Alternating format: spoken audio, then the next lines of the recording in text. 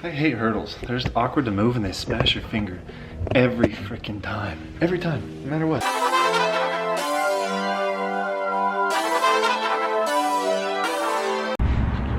Good morning, everybody. What's happening? What's going on? Hurdle on my shoulder, meaning that it's hurdle day today.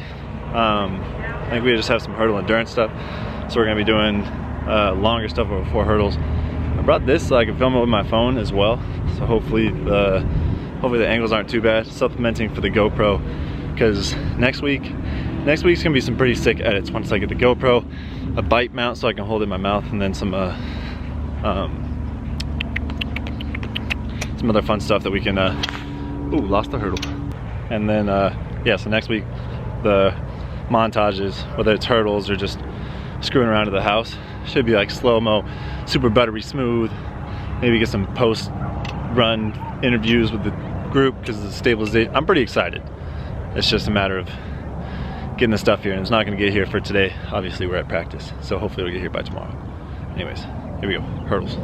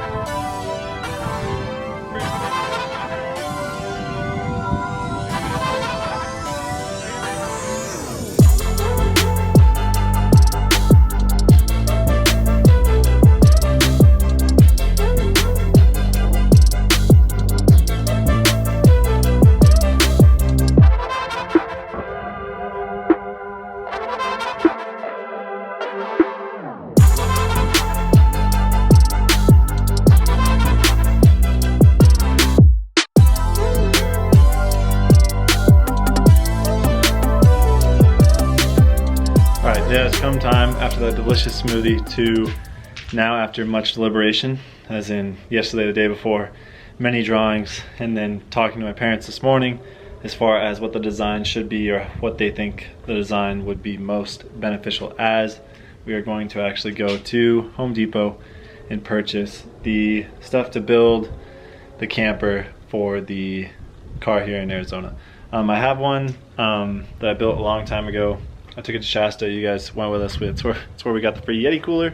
But I built one up in Oregon, and it was built out of predominantly 2x6s or 2x8s actually, and it was very heavy. It was probably 200 to 300 pounds, not an exaggeration. The wood was very wet. Had 3/4 inch plywood on top of it. It was very, very, very overbuilt. This one, I'm not going to try and underbuild it, but I'm going to try and build it as light as possible. That's what we're going to go with: PVC pipe and some 1/2 inch plywood.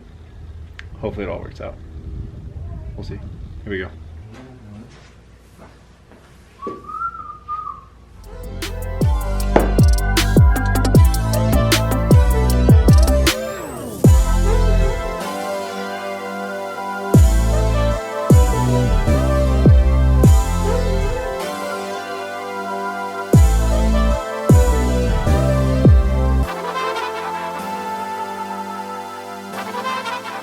Alright, so overall, for the 4 pieces of pipe, all of the couplers are little like corner pieces or fittings, whatever you want to call them. The 2 saws to actually cut everything up, the piece of plywood to add to the piece of plywood that's in my room already, and then just assembling everything. Basically, I'm into the whole project right now to build the whole thing, $65. So not bad. Hopefully we can get everything assembled and put in there. The foam is going to be an extra $25 each, so an extra $50. But after that, everything that I need is done. So we're on track to either get most of it done today or finish everything tomorrow. Tomorrow we do have a pretty hard workout, so I might take it slightly easy today and then hit it hard tomorrow after the workout. Anyways, all right, let's get to cutting some pipe. So if you didn't already know, to take seatbelts out of cars, you need a specialty bit. I bought this set when I was in Oregon. They're kind of expensive. This set was like 16 bucks. But it helps considerably because there are specific bits that you don't actually take them out. That's kind of frowned upon. But in this case, I'm a professional and I know what I'm not a professional, but I know what I'm doing, sorta. So we figure out which one of these it is, and it's the only one I've ever used out of this set. Impact drivers help considerably with taking out heavily torqued things put in by factories. Pretty much after the seats are out, it's literally just a matter of cutting PVC pipe and figuring out the height that I want it to be level with the front seats.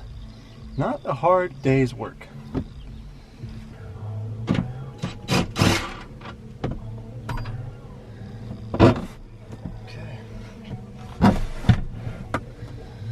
And that is how you take the rear seat out of the car.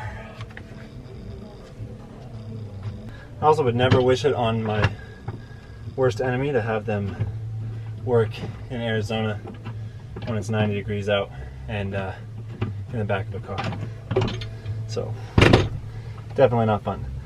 When you do take these bolts out, the ones that come in the whatchamacallit, these things, the seat belts, the ones that come in the seat belts don't actually come out of the actual thing so that you don't lose them. Great, I appreciate that, but also it leaves holes in the bottom of your car where water can come up in, or bugs can crawl in, or literally anything can just come inside. And when you do that, just throw a piece of tape over them, duct tape, whatever, and you're good to go. I always try and put the nuts back on the stuff that I take off. That way I don't lose the nuts. It's just going to sit underneath of a bed anyways, so it's not that big of a deal. And then the bolts that we took out, the bolts we spun out, I just slide those back in. They come out of the seat, so it's pretty easy to just kind of replace them back in and fill those holes, and we don't need duct tape.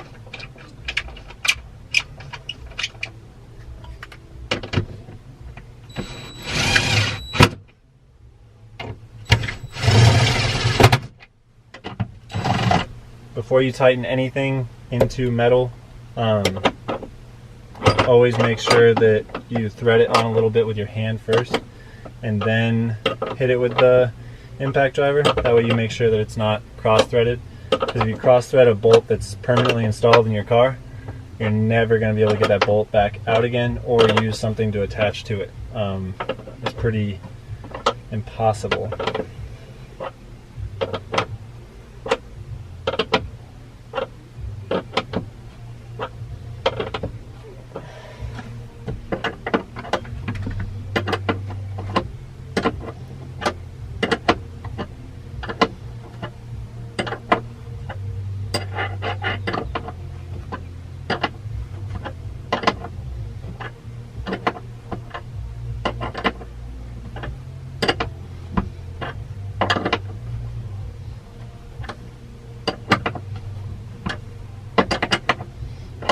Okay, so now we've gotten the seat out.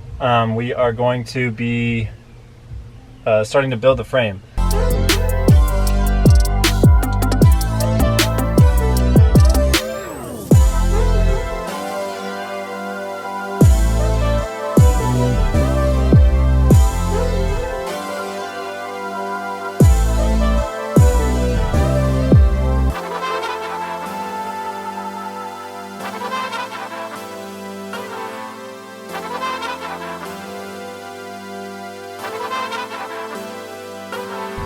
Okay, so yesterday I never really got to show you the progress because the battery died on this. So I ended up filming a time lapse of just basically the beginning. So a lot of the deliberation as to how I was going to build it. I always start off with double checking all my pieces, figuring out what I actually have, making sure that I'm not missing anything, and then assembling it in my head, assembling it on paper, and then it was a matter of figuring out what length I wanted the actual bed to be. I chose to go with 6 feet because that's what the length of the foam is, and with it being 6 feet, then I'm obviously 6'2", 6'3", so it's going to be a little bit long, or a little bit short for me, but the way that the foam sits and the way that the frame is set up, it should be fine. My toes will hang over a little bit, but I can lay down comfortably with a pillow up against the seats in the front. But this was the end product. So I went 6 feet on the length here, and then it is 2 feet wide, or 4 feet wide, so, or just under 4 feet. It's 47 inches from plastic over here to plastic over here. I ended up having to notch this piece of plywood just so it fit around this guy, but everything works great, and I actually laid on it and it's very comfortable. Well, not comfortable yet, but it's a good length. There's a ton of storage. So this is an 11-inch gap from base to top here, and you can pretty much fit anything you would need in here. The only reason it's this high is because these seats up here have to be, I didn't want to take them out because I want to be able to remove this thing, leave the back seat out so I can go camping whenever I want, but also be able to carry people if I need to. So if you're a fan of like building stuff at home, I recommend trying to make a camper out of your SUV or whatever you got, because it's fun, it's easy, and it makes camping so much easier. You just pull up to the campsite, you already have everything set up. Hop in the back, go to bed. You have storage for everything. Anyways, hurdle practice today. What did we do? Oh yeah, we had hurdle endurance. So what we did there was we were trying to get to 20 hurdles for lead leg, trail leg, and over the middle. The hurdles were just 36 inches and considerably reduced. So we're not trying to run fast, it's literally just trying to get a ton of hurdles. So we went over 60 hurdles, not including warm-ups. Literally just 60 hurdles during the workout, which is kind of a lot, but also a good thing. We jogged back in between, so you're getting a little aerobic as well as trying to work your legs to be ready for the end of a race. Anyways, it was a fun workout, not crazy hard, but fun and enjoyable, and hurdle day. Yeah, so I think in this video everybody got a little bit of everything. So if you like DIY projects, you got a DIY project. If you like hurdles, you got a little hurdle project. If you like vlogs, you got another daily vlog. Because if you didn't know, I post a video every single day. So that means that yesterday I posted a video, and tomorrow I'm gonna be posting a video. So tune in tomorrow, and I think we have a pretty hard workout, so you'll enjoy that. Other than that, remember, be honest people, don't hurt yourself, don't hurt others, slow down, don't dance so fast. It's a little breezy today, and I'll talk to you guys all tomorrow. Okay, bye.